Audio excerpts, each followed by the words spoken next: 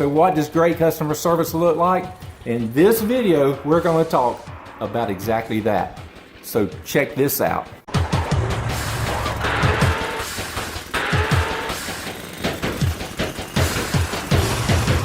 By the time this video is over, you're going to be able to have great tips, great thought, great processes to implement in your business to create a great customer experience. And that's right, we're going to have a kitchen conversation here, because here's what I find, that you can really make great life decisions and have great conversations when you're in the kitchen. And in case this is your first time watching, my name is Joey, and I am on a crusade to help small business owners improve their small biz life. In fact, my personal mission statement is your success is my business. In today's global economy, man, small business owner, it's just tough. We're fighting against everybody. It's not like in the old days when I'm competing with the other stores in town, and if there's one or two of us, then, it wasn't too tough competition. I had a 50-50 chance of winning. But now in a global economy, man, my chances of survival are tough, and I have to be the best I can be. So if I'm competing against global competitors and we're all selling the same thing and the cost difference, the price difference really isn't that much, then what is it that makes me different than anybody else, and that people would do business with me and not my competition? What's the answer to that? And the answer is the customer experience that they have in doing business with you, the service that they get at the time of the sale, after the sale, how you treat them, how you made them feel. And let's jump in to some tips that you need to have pencil and paper and write these down so you can implement them into your small biz life. All right, tip number one right out of the bat that we're going to go with, and this seems to be the most obvious, and I hear the most challenges from customers with having this with small businesses, and that's this: provide your customers with quick, friendly, caring service. I cannot tell you how many times I personally, and I hear this so much, say that the customer's walked in your store and has had to wait for service. Or here's the worst, somebody at the back of the store yell, "Can I help you?" They don't come greet you, they don't come check on you. "Can I help you?" And you're on your own. How many times, even in big box stores, this is not just in small businesses, in big box stores, have you had to walk up aisle after aisle after aisle after aisle trying to find one person to ask a simple question because you either can't find a product, you can't find a price, there's some problem, guys. Quick, friendly, caring service. And let's take 1 second and carve out that caring part. You need to have people who truly care for your customers. This is the reason you're in business. These are the people who are coming to hand you money that pays your salary, pays your overhead if you're the company owner, that keeps you in business, the blood for your business. You have got to care. How many times have you personally, even if you're a small business owner, been into any other business and you're thinking, is this person, I don't even know, that are they fired and just happened on their way out and they're giving me a hand? Because the attitude, there's just no caring there.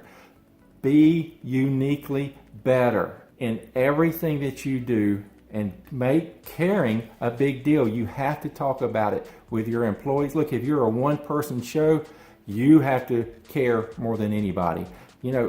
One more thing about caring I'm going to share here. In your business, if you do employee engagement questions to your company, I want you to consider this. This is going to sound crazy, and I've never seen this happen before. Ask the question of your employees, do you care more about this business than the owners do?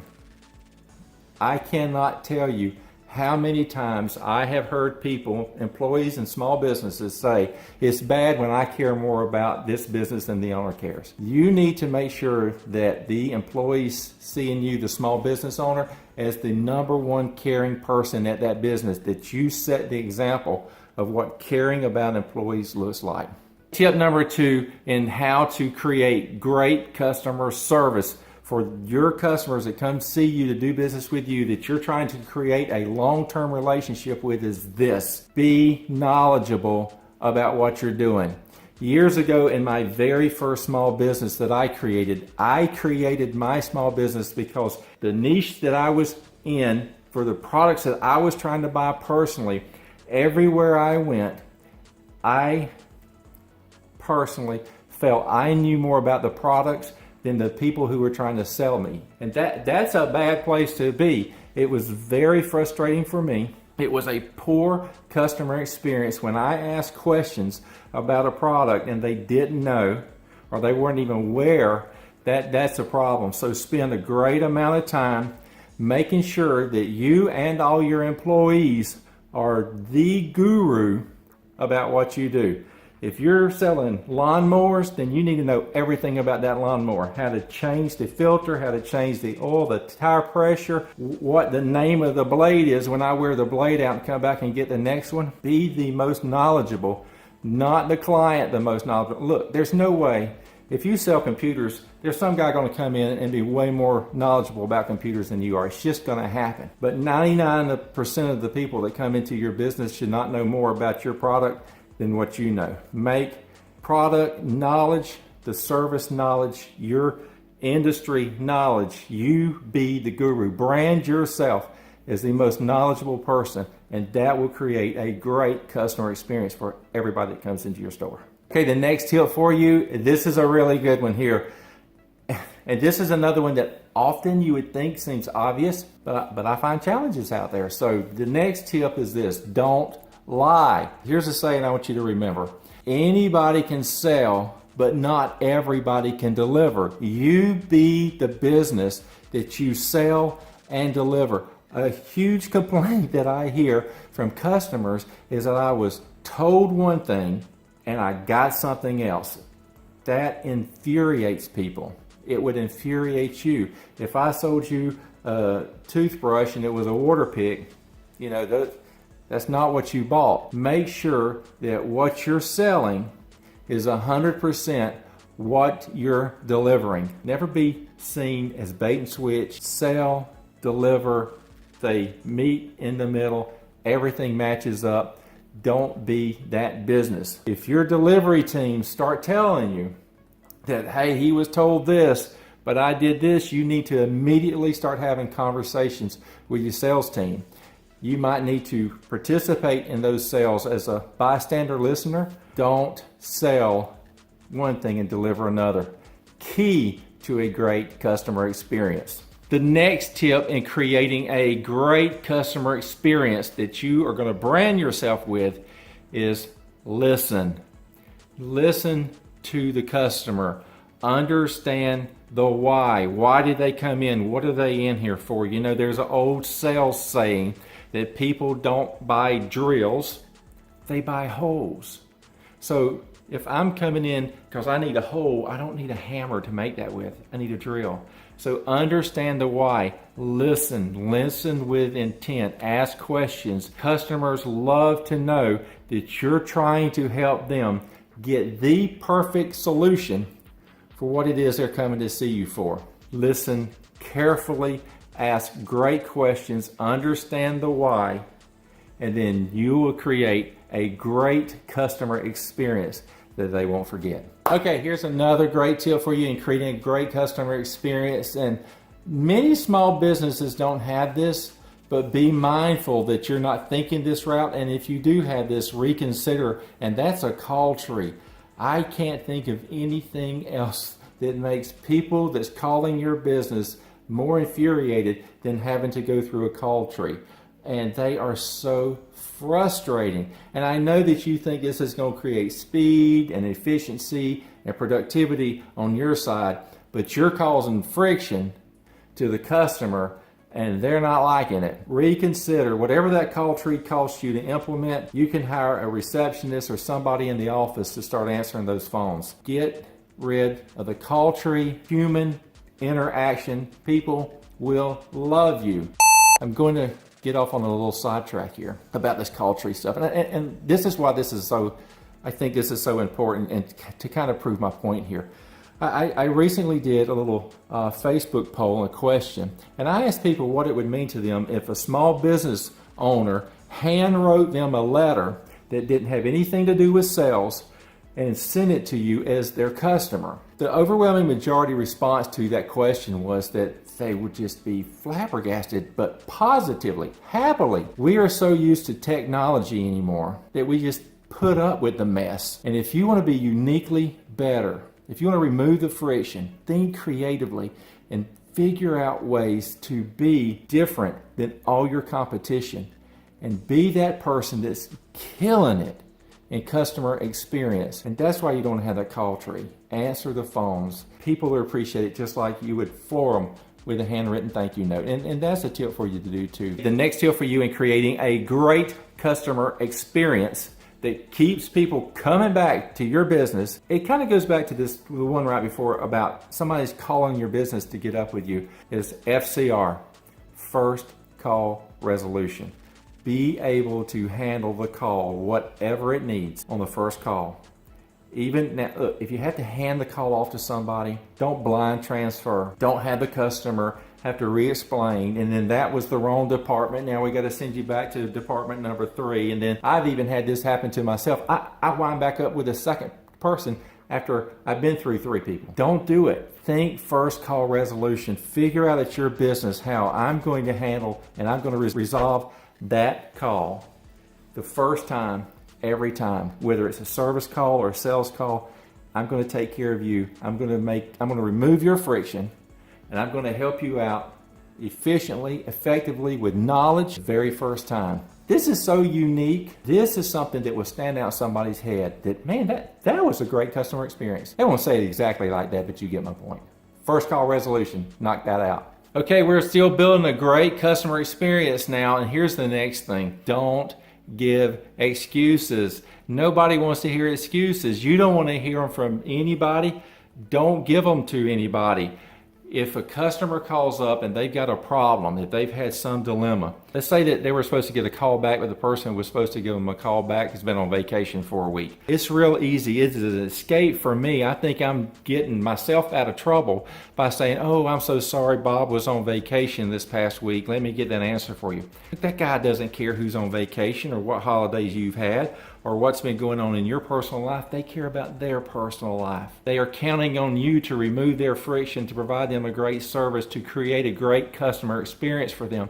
So do not give excuses. If you screwed up, tell them you screwed up and make it right for them. You're always going to have somebody you can never make happy in business. That's just part of business. I've seen it too many times, and I'm sure if you're a small business owner of any length of time, you see that and you know that too. Key is, don't make excuses. Create a great customer experience. Own up to the mess if you created it. Ask them for forgiveness. How can you make it better? Maybe you have to give them a discount, or maybe you got to give them something for free. Unfortunately, that just happens. Sometimes you can't give away the farm making people happy. Do whatever it takes to create a great customer experience, and don't give excuses in doing it. Here's another tip, and man, this is a big one for customers anymore. Global economy, 24/7 service availability to do business. So you got to figure out how to be available. So you're going to have to figure out how to create a great customer service and your availability. Now look, it's whether you're open and here's the hours that you can get up with me, or whether you have some type of a chat bot on your website that's working for you. I see a lot of small businesses missing this opportunity. Companies like Drift for your website, companies like ManyChat for your Facebook page. There are opportunities for you to be available even when you're closed. So create a great customer service. Small businesses can do this. You just got to work at it. Create great customer service. Be available all the stinking time. The next quick tip in this is a simple one. It's follow up. I had a guy tell me the other day that he ordered a part from a company. They told him it would be there the next day. He waited till the next afternoon, drove all the way there, and guess what? No part. There was no call, no, hey, it didn't come in. I know I told you yesterday that it'd be in today, and it didn't show up. No, nothing. Guy drove about 25 miles round trip for nothing. Wasted his time, created him a lot of friction for nothing, to have to turn around and do it all again the next day. So follow up stuff. I know that we're all busy in life, but we can't be so busy in our small biz life that we create friction for our customers. We have to be on top of this. And I know the difficulty is if you're a one-person small business show, that makes it even tougher. But no matter how tough it is, you cannot lose a customer because of neglect from a simple phone call that could have created a customer for life versus driving one away and no telling what that person is going to tell all his family, all his friends, and all his co-workers. So follow up is key. You need to focus on that to create a great customer experience. If you found that these helped you out and you think of another friend, another colleague at another business that you know and like and you think it would help them out, it mean a lot to me. If you take a second, click the share that's right below the video and get that over to them. A bunch of different options to make that happen. And it would also mean a lot to me if you take a second and go to the comments down below the video here. Share with me what you think I might have missed. What are some of the things that you're doing in your small business that's helped creating a great customer experience? I would love to see what you're doing. And here's a tip for you that I want to leave you with. I call it the second mile club. It goes back to the old saying about anybody can walk a mile with somebody, but it's not everybody that can walk that second mile or that is willing to walk that second mile. So implement in your small business a second mile club and go that extra that all your competition is not willing to do. You be that person. You rock that customer's world and create a great customer experience. Thanks for hanging out with me. I really appreciate it. I always am grateful that you carve out a little bit of your time to hang around with me and to watch these. If there's any way I can help you, take a moment and click the card and go to the website, go down to the contact me section. There's a little short survey that you can go take that gives me some information so I can get back with you and see how I can help you grow your small business and improve your small biz life. All right, until next time, take care. Hey, why not check out this video right here? I think it'll help you too. Click the subscribe again right here. Never miss a video. Think creatively, remove the friction, be uniquely better. Until next time, I'm out of here.